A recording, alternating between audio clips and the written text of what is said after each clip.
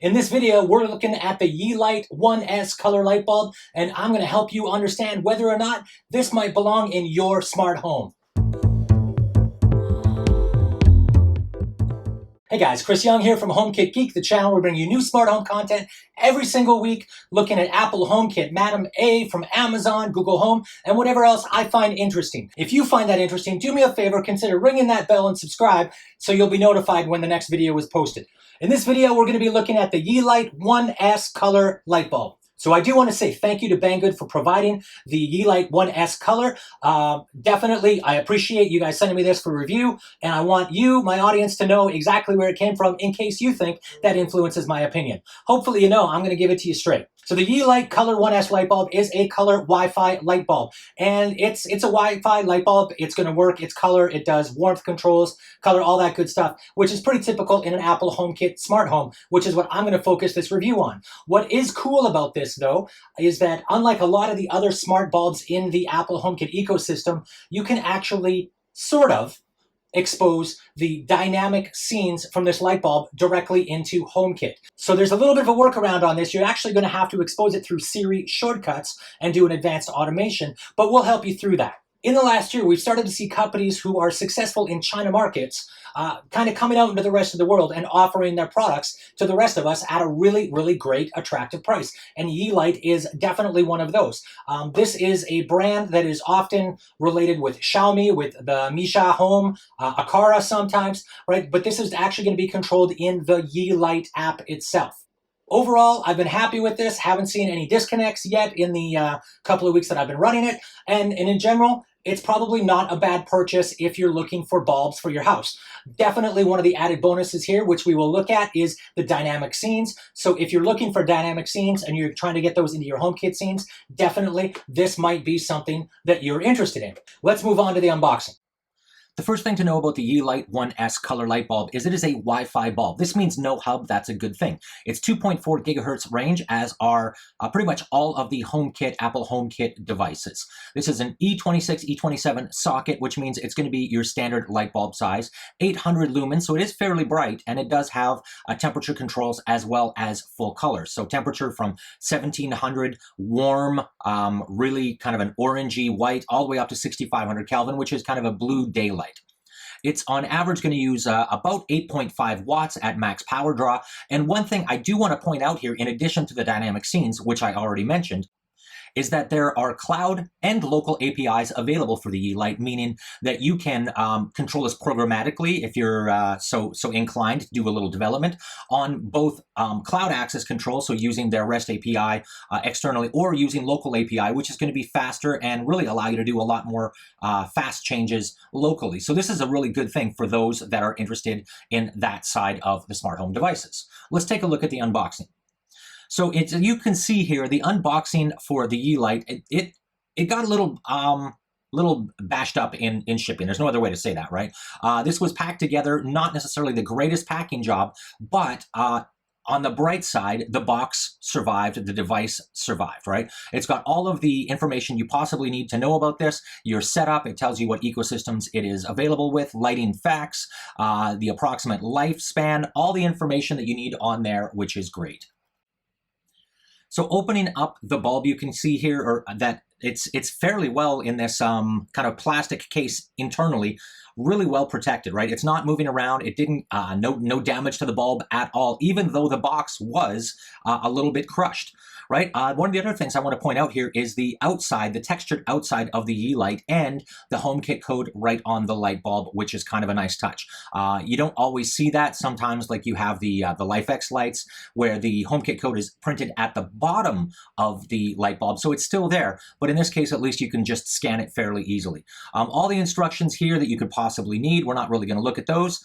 And let's get on to actually setting this up. So you're going to want to make sure that your phone is connected to the Wi-Fi network that you plan on homing this to, so wherever your Apple TV or HomePod or whatever happens to be.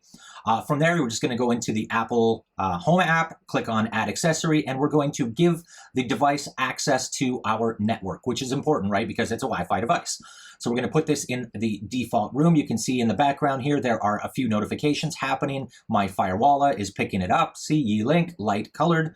All of that good stuff is happening in the background. I did not have to put any Wi-Fi keys, type those in place to transfer that over. Again, a really nice user experience. And if you notice, you can see the light blinking, which lets you know that it is indeed paired properly. Right, so the Yeelight bulb color 1S there, so we can go in, and this is, again, a consistent user experience from a HomeKit control standpoint. And you can see the colors here are quite vivid, and it's a pretty responsive bulb. It's not necessarily as responsive as some of the Zigbee bulbs, but it's definitely better than the Bluetooth bulbs, right? So I have noticed that there is a slight delay when controlling this, at least from the app, and it's just something to be aware of that I wanted to point out. The colors in general are pretty accurate. I do like the green. The green actually looks green to me, which isn't always the case, and the yellow is pretty vivid.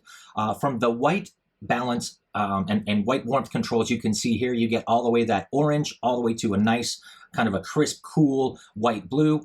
And again, nothing really to complain about from the light standpoint here. So when we go over to the Yeelight, what we're going to do is we're going to have to bind the Yeelight to the Yeelight app, and it's going to just ask us, detected accessories in home. Do you want to add these to Yeelight? I'm going to say yes, and it was as easy as this, and no issues at all with this process. So now that we're in the Yeelight app, let's take a look at some of the additional functions that Yeelight is going to give us beyond just Apple HomeKit, right? We talked about this dynamic scenes, and as you can see here, you get a bunch of them right from out of the box. You get this candle flicker, which you can kind of see the bulb is starting to flicker a little in the background here. Flash notify, which you could use for notifications when something happens, something comes up that you want to be notified. This home, dating night, movie. Again, you got a whole bunch of these here. And what's nice is even though these are not exposed into Apple HomeKit, you can absolutely put these into the into a Siri shortcut. And then from there, you're able to add that Siri shortcut in the advanced automations within Apple HomeKit. Now, there's no great way to do this. From an accessory maker standpoint, you either have to use something like the Siri shortcuts, which I do think is a pretty great way of doing this, or you can use advanced characteristics as are exposed into HomeKit, like the Vocal Link bulbs. In that case, though, you're not having to set up a Siri shortcut. You're going to have to go into something like the Home Plus app and then configure your automations that way. Either way, not a wonderful user experience, but at least we get access to the things that we want, which I appreciate. So for the Siri shortcut piece, we're just going to create our own scene, a custom scene, and we're going to say, whatever we want to call it, let's add a custom, and we're going to pick an icon here, and there are a ton of icons to choose from, so we'll just grab one and create a name for the scene, which in my case is going to be YL, Yeelight. And then we'll call it something like the 1S, because this is only going to be for the 1S bulb, flash notify. And I'm going to go into the selected devices. I've got multiple bound to the Yeelight app here. And I'm going to say turn on a preset scene. And let's grab down there at the bottom the flash notify. There we go. Apply that to the Yeelight 1S. And now the scene has been created. If I can tap on it from here, you can see that the light bulb starts to flash. And if I hold it down, I'm going to be able to add that to Siri shortcuts, which brings up this new dialog to say, okay, hey, when I say whatever, Yeelight, flash notify, or something like that, we are then going to be able to apply this, this scene, this shortcut within Siri. Right? Which is kind of cool because now we're going to be able to go and add it within a Apple HomeKit advanced scene. You can look here, you can see that we've got this available right on the Siri shortcuts, and as well, I can add this to my home screen if I so choose. As well, if I wanted to, I can go in and add multiple other steps to this scene, to this Siri shortcut if I wanted to, right? But in my case, I'm just going to add it to the my home screen and make it available so that I can touch the button and flash it whenever I want, just so I can kind of let, maybe kids know that it's time for dinner or something like that, right? Tap the button, there we go, apply the light, and look at that, flash, flash, flash. Life is good.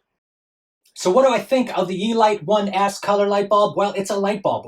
There's not a ton that you can really say about a light bulb, especially when it's functional, it works, it's not falling off the Wi-Fi all the time, right? So in general, it's been a pretty good, reliable product. The thing that I think sets this Yeelight a little bit apart from other products, especially HomeKit products, is the fact that you can create dynamic scenes, right? So you can flash, you can set some candlelight, things like that, expose those as series shortcuts, and then use those in your HomeKit advanced scenes. So in an ideal world, the Yeelight custom scenes would have been exposed through a custom characteristic similar to what we see with the vocal link lights, for instance. It might take a little more work, but again, they are available. What do you guys think? Is there anything I missed? Any questions I didn't answer? Please do me a favor, post those in the video details, video comments below. I'll be happy to get those to you as quickly as possible. So subscribe if you haven't already. Ring that bell to get notified when new videos are posted. And definitely likes, shares, always appreciated. So right about now, you're going to see here or here a video that YouTube thinks that you might be interested in watching next. See you guys soon.